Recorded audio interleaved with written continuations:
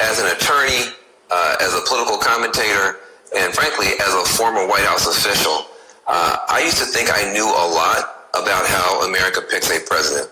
I was wrong. I did not know. And this year I've been doing some research into some of the fine print and all the different things in our Constitution that we never talk about. And I've discovered some legal loopholes that shock me, I guarantee will shock you, and could determine the way that the presidential election in 2020 turns out.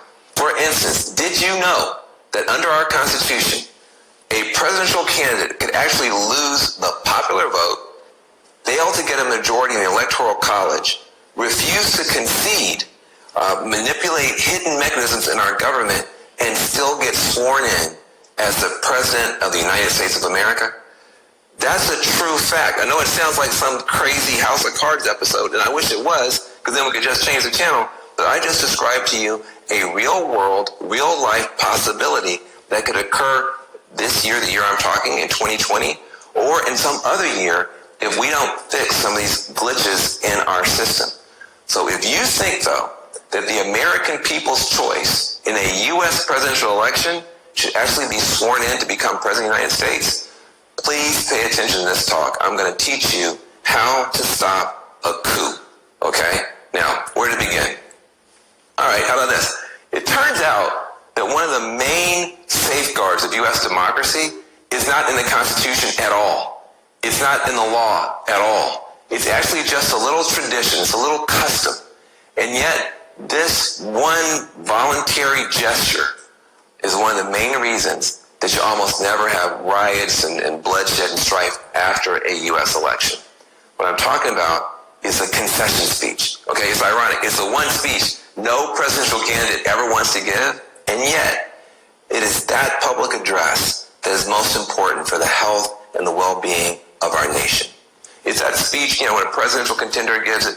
It's after the advisors come and the media tells them, look, you're not going to get enough votes to be able to hit that magic number of 270 electoral college votes. You're just not going to get there. At that moment, you don't think about this, but the fate of the entire republic is in the hands of a single politician and their willingness to walk out there and stand in front of their family and stand in front of the cameras and stand in front of the whole nation and say, I am conceding the race voluntarily. Thank you to my supporters. The other person has won now. Congratulations to them. Let's unite behind them. Let's move on. Let's be one country. God bless America. We've seen it 1,000 times. Make no mistake.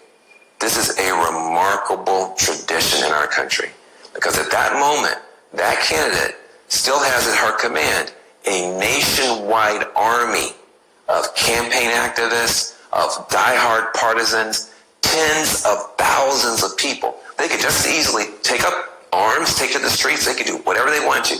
But that concession speech instantly demobilizes all of them. It says, hey, guys, stand down. Folks, it's over. Moreover, that concession speech helps the tens of millions of people who voted for that person to accept the outcome. Acknowledge the winner, however begrudgingly, and then just get up the next morning, go to work, go to school, maybe disappointed, but not disloyal to America's government. And even more importantly, that concession speech has a technical function in that it kind of allows all the other steps that our Constitution requires after the voting.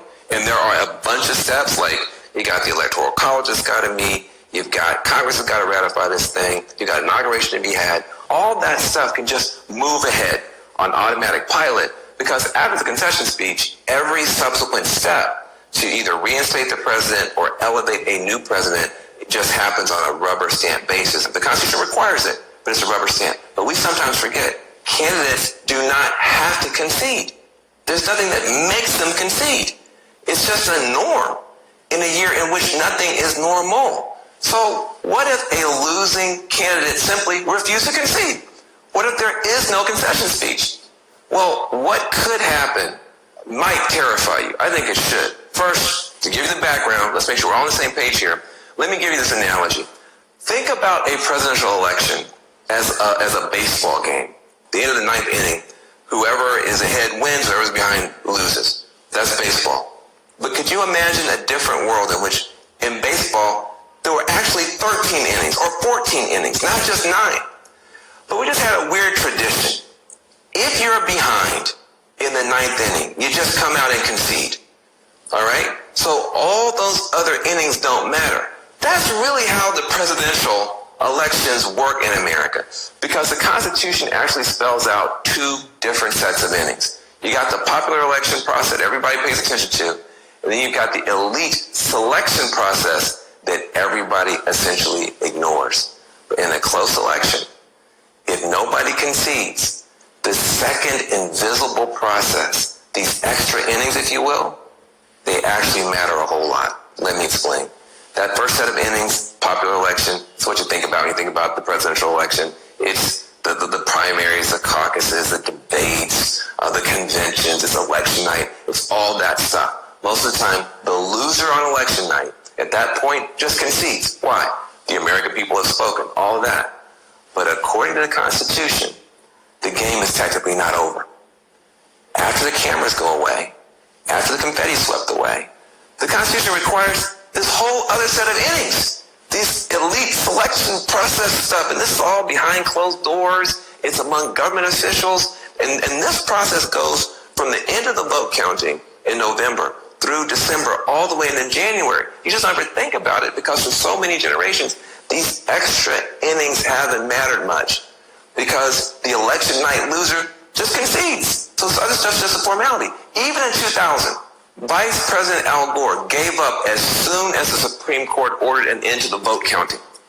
Gore did not continue the fight into the state legislatures, into the Electoral College, into Congress. He didn't try to discredit the results in the press. Frankly, he didn't send his supporters out into the streets with protest signs or pitchforks or long guns. As soon as the court said the vote count is done, he just conceded to George W. Bush.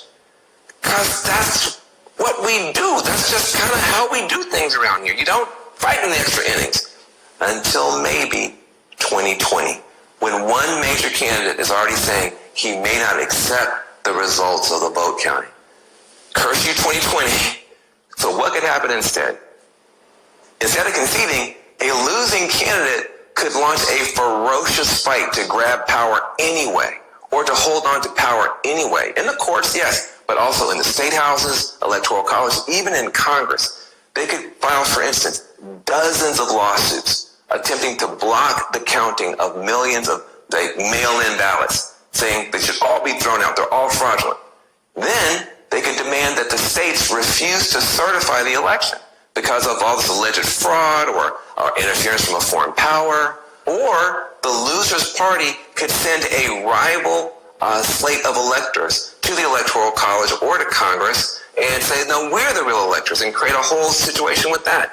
Any of this stuff could create such a mess in the Electoral College and the Congress that the whole matter just winds up in front of the House of Representatives for the first time since the 1800s.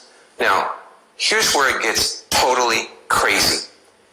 If the presidential election winds up in the Congress and the House of Representatives, they don't have to pay any attention at all to the popular vote or the electoral vote.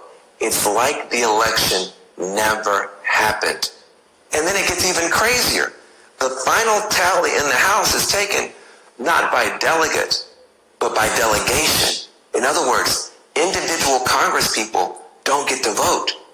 It's done by states. Now, get your head wrapped around this. In 2020, the majority of Americans live in blue states, but there are more red states. So there's a possibility that the Republicans in the House of Representatives could just anoint their candidate to be president, even without the popular vote or a majority electoral college. That could happen. Now, some people would call that outcome a perfectly legal, perfectly constitutional coup against the very idea of majority rule in the United States. That is possible.